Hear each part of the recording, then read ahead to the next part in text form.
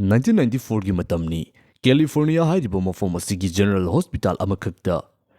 chahi kuntrama toirum surabi nupi ama layingnabagi damakta admit tawrakhi hairiba patient adabu mafom aduda leiramliba medical staff amasung doctor singi maikedi ki treatment haurakpada ikhang khanghaudana maki masadagi hangapan machu kaya ama thorukpaga loinna aduki matik yamna namthiba karino khangtaba chemical gi oiba manam kaya ama thorukpadagi mahakpu layinglamba doctor amasung leiriba atopa staff sing adu mathang wantharakhi ngasi fawbada hairiba case asigi matangda chap chaba maram asi karino haibedu puthokpa ngamdana medical gi oiba field asigi oina khwaidagi yamna chawbo mystery ama oina lerakkiba thawdok ama oina lakli khudingmakpu anoba video amada amukka hanna taramna ukjari ngasigi video asida 1994 gi matamda Gloria Ramirez kauba cancer patient ama langluba matamda karino khangdaba yamna ngakpa thawdo ama thokiba madugi matangda yengminasi 19 February 1994 USA gi California hairiba mafom asigi Riverside General Hospital hairiba hospital asida Gloria Ramirez kauba chahi kuntra mathoirom surabi nupi asi cancer gi treatment gi damakta hospital asida admit tawrakhi Gloria Ramirez hairibi nupi asi cervical cancer gi last stage na nabadagi maram oiduna aduki matik yamna severe oiba complication kaya amaga loinana Riverside General Hospital ki emergency ward ta pukatuna layang bahaurakhi matam aduda mahaki blood pressure asi aduki matik yamna low oiba amasung heartbeat asina aduki matik yamna yang bakak natana mahak asi karino haifam tofam khangdaba fibam amada hospital da yaurakhi hospital aduki medical team amasung doctor singi maikei digi sedatives amasung defibrillation yauna standard treatment sing tapna pangtok bahaurakhi treatment adu haurakpa matamda mahakpu layangiba doctor sing adugi maikaidiki yamna namthiba karino haiba khangdaba manam amakak tapna namba haurakhi masigi matungda mahaki masa asi hangapal amasung asangba machu yansinnaba mapang kaya ama mahaki unsada uba fanglakhi masidagi chanamga manam khara manaba hakchangi oiba aduki mati yamna namthiba manam sing tapna adumak thadorakhi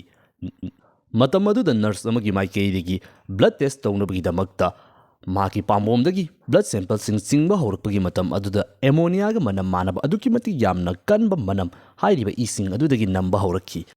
lautorakliba blood sample adudasu mai khakta oibagi mahutta karino khangdaba mapang kaya ama yawpusu thengnarakhi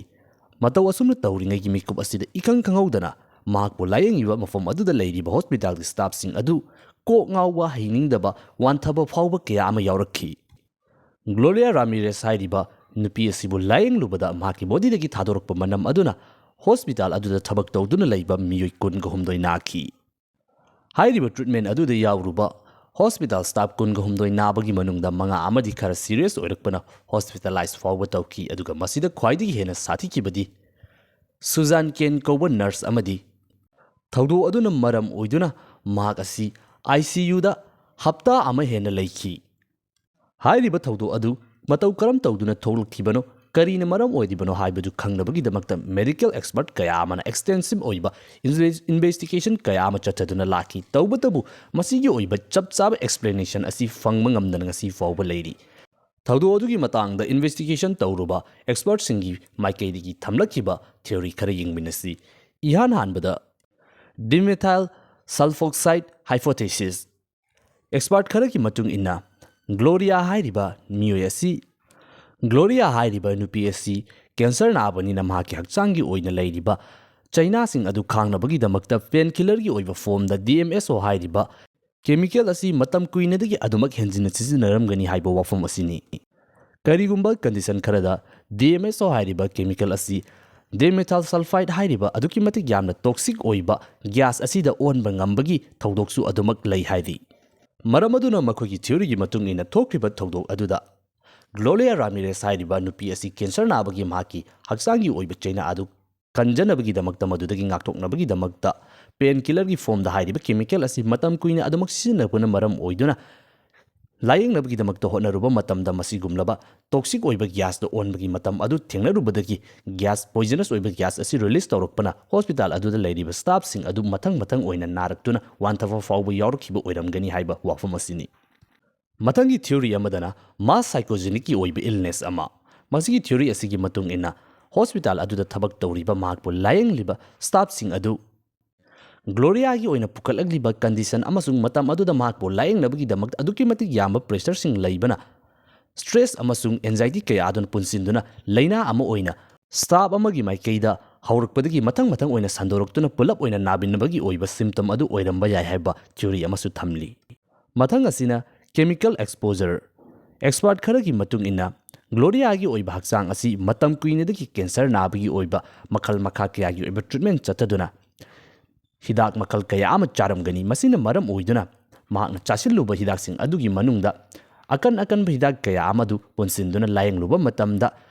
ꯍꯤꯗꯥꯛꯁꯤꯡ ꯑꯗꯨꯒꯤ ꯑꯣꯏꯕ ꯌꯥꯝꯅ ꯆꯥꯎꯕ reaction ꯑꯃ ꯊꯣꯛꯇꯨꯅ toxic ꯑꯣꯏꯕ ꯒ꯭ꯌꯥꯁꯁꯤꯡ ꯑꯁꯤ ꯊꯣꯔꯛꯇꯨꯅ ꯊꯣꯛꯈꯤꯕ ꯊꯧꯗꯣꯛ ꯑꯗꯨ ꯑꯣꯏꯔꯝꯕ ꯌꯥꯏ ꯍꯥꯏꯕ ꯋꯥꯐꯝ ꯑꯁꯤ ꯐꯣꯡꯗꯣꯛꯈꯤ꯫ ꯒ꯭ꯂꯣꯔꯤꯌꯥ ꯔꯥꯃꯤꯔꯦꯁ ꯍꯥꯏꯔꯤꯕ ꯅꯨꯄꯤ ꯑꯁꯤ ꯃꯐꯝ ꯑꯗꯨꯗ ꯄꯨꯈꯠꯂꯛꯂꯕ ꯃꯇꯨꯡꯗ ꯃꯤꯅꯤꯠ 95ꯔꯣꯝ ꯂꯥꯌꯦꯡꯂꯝꯂꯕ ꯃꯇꯨꯡꯗ ꯍꯥꯏꯔꯤꯕ ꯍꯣꯁꯄꯤꯇꯥꯜ ꯑꯗꯨꯗ ꯃꯍꯥꯛꯀꯤ ꯀꯤꯗꯅꯤ ꯐꯦꯜ ꯑꯣꯏꯕꯅ ꯃꯔꯝ ꯑꯣꯏꯗꯨꯅ ꯃꯍꯥꯛ ꯃꯐꯝ ꯑꯗꯨꯗ ꯂꯩꯈꯤꯗꯦ꯫ ꯃꯍꯥꯛꯀꯤ ꯕ꯭ꯂꯗ ꯁꯦꯝꯄꯜꯗ ꯌꯥꯎꯔꯛꯈꯤꯕ ꯀ꯭ꯔꯤꯁꯇꯜꯒꯤ ꯑꯣꯏꯕ ꯃꯇꯥꯡ ꯑꯗꯨꯗꯁꯨ DMSO ꯍꯥꯏꯔꯤꯕ ꯀꯦꯃꯤꯀꯦꯜ ꯑꯁꯤꯒꯤ ꯑꯣꯏꯅ ꯄꯤꯈꯤꯕ ꯑꯦꯛꯁꯄ꯭ꯂꯦꯅꯦꯁꯟ ꯑꯗꯨꯗ ꯍꯥꯏꯔꯤꯕ ꯀꯦꯃꯤꯀꯦꯜ ꯑꯁꯤ ꯑꯏꯪꯕ ꯃꯐꯝꯗ ꯂꯣꯋꯔ ꯇꯦꯝꯄꯔꯦꯆꯔ ꯑꯣꯏꯕ ꯃꯐꯝꯁꯤꯡꯗ ꯀ꯭ꯔꯤꯁꯇꯂꯥꯏꯖ ꯇꯧꯗꯨꯅ ꯃꯄꯪ ꯑꯣꯜꯂꯛꯄ ꯉꯝꯕꯒꯤ ꯀꯦꯄꯥꯁꯤꯇꯤ ꯑꯗꯨ ꯂꯩꯕꯅꯤꯅ ꯃꯍꯥꯛꯅ ꯃꯇꯝ ꯀꯨꯏꯅꯗꯒꯤ ꯄꯦꯟꯀꯤꯂꯔꯒꯤ ꯐꯣꯝꯗ ꯆꯥꯔꯛꯈꯤꯕ DMSOꯒꯤ ꯑꯣꯏꯕ ꯀꯦꯃꯤꯀꯦꯜ ꯀꯝꯄꯣꯅꯦꯟꯠ ꯑꯁꯤꯅ ꯍꯣꯁꯄꯤꯇꯥꯜ ꯍꯥꯏꯔꯤꯕ ꯃꯐꯝ ꯑꯁꯤꯗꯗꯤ ꯑꯌꯥꯝꯕ ꯏꯪꯕꯅꯤꯅ ꯃꯇꯝ ꯑꯗꯨꯗ ꯇꯦꯝꯄꯔꯦꯆꯔ ꯍꯟꯊꯔꯛꯄꯅ ꯃꯔꯝ ꯑꯣꯏꯗꯨꯅ ꯐꯝꯖꯤꯜꯂꯛꯄ ꯑꯣꯏꯔꯝꯒꯅꯤ ꯍꯥꯏꯕ ꯑꯦꯛꯁꯄ꯭ꯂꯦꯅꯦꯁꯟ ꯑꯁꯤ ꯑꯗꯨꯃꯛ ꯄꯤꯔꯤ꯫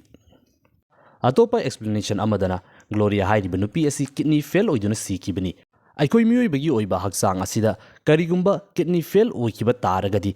ꯌꯨꯔꯤꯌꯥꯒꯨꯝꯕ ꯑꯩꯈꯣꯏꯒꯤ ꯍꯛꯆꯥꯡꯗ ꯊꯣꯔꯛꯄ ꯇꯣꯛꯁꯤꯛ ꯑꯣꯏꯕ ꯃꯦꯇꯔꯤꯌꯦꯜꯁꯤꯡ ꯑꯁꯤ ꯐꯤꯜꯇꯔ ꯇꯧꯕ ꯉꯝꯂꯛꯇꯕꯅ ꯃꯔꯝ ꯑꯣꯏꯗꯨꯅ ꯃꯗꯨꯕꯨ ꯃꯄꯪ ꯑꯣꯏꯅ ꯄꯨꯟꯁꯤꯟꯗꯨꯅ ꯑꯩꯈꯣꯏꯒꯤ ꯏꯒꯤ ꯑꯣꯏꯕ ꯈꯣꯡꯖꯦꯜ ꯑꯁꯤꯗ ꯌꯥꯎꯁꯤꯟꯈꯤꯕꯒꯤ ꯑꯣꯏꯕ ꯀꯟꯗꯤꯁꯟ ꯑꯃ ꯂꯩ꯫ ꯃꯁꯤꯕꯨ ꯑꯩꯈꯣꯏꯅ ꯌꯨꯔꯤꯃꯤꯌꯥ ꯍꯥꯏꯅ ꯈꯪꯅꯩ꯫ ꯃꯁꯤꯒꯤ ꯌꯨꯔꯤꯃꯤꯌꯥꯒꯤ ꯑꯣꯏꯕ ꯀꯟꯗꯤꯁꯟ ꯑꯁꯤ ꯂꯥꯛꯇꯨꯅ ꯃꯍꯥꯛꯀꯤ ꯕ꯭ꯂꯗ ꯁꯦꯝꯄꯜꯗ ꯀ꯭ꯔꯤꯁꯇꯜꯁꯤꯡ ꯌꯥꯎꯔꯛꯄ ꯑꯣꯏꯔꯝꯕ ꯌꯥꯏ ꯍꯥꯏꯕ ꯑꯦꯛꯁꯄ꯭ꯂꯦꯅꯦꯁꯟꯁꯤꯁꯨ ꯑꯗꯨꯃꯛ ꯄꯤꯔꯤ꯫